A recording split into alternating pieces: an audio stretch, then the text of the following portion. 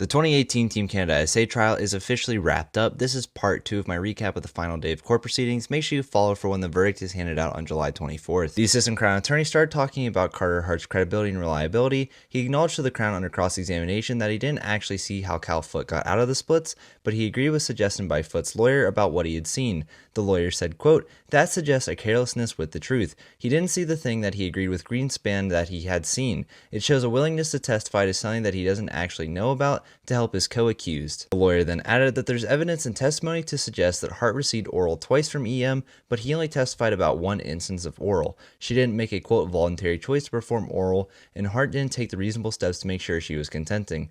She was quote intoxicated, vulnerable, and did not want to do it. She then said that in the witness box, Carter Hart said that he asked EM, quote, "Can I have a blowy?" but no one else testified to that. Even if the judge says that he did ask her, that's not consent. Quote, "Hart had the power in that situation, she had none." She then also said that Hart said, quote, "I'm in," almost immediately after getting the text about the threesome from McLeod without knowing anything about the woman involved. Quote, "He did not have a conversation with her either to ascertain what brought her there, what she was interested in, what her limits were, what contraception should potentially be used." Quote, "Instead, he was presented with the opportunity that he was looking for all night, to have sexual activity with a woman, and in his excited state, rather than take the steps that would be reasonable in the circumstances, Mr. Hart was reckless as to whether EM was consenting to the sexual act of oral sex with him specifically.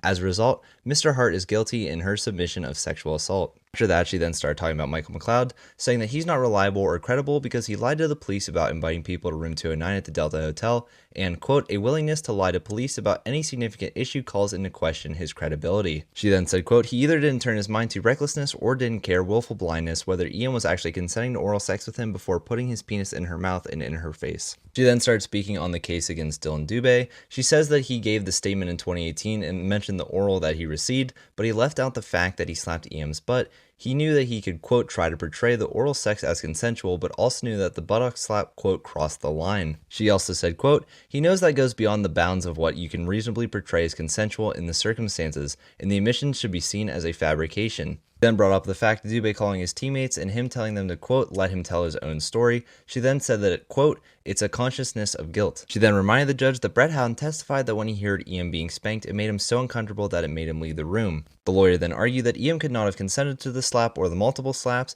because she didn't know it was coming. Quote, "You cannot provide consent in a broad sense to any person for any act. There must be communicated consent to the specific sexual act. Mr. Dubé took absolutely zero steps to make sure that it would be reasonable in the circumstances to ensure that she was consenting to the butt slapping at the time that he did it."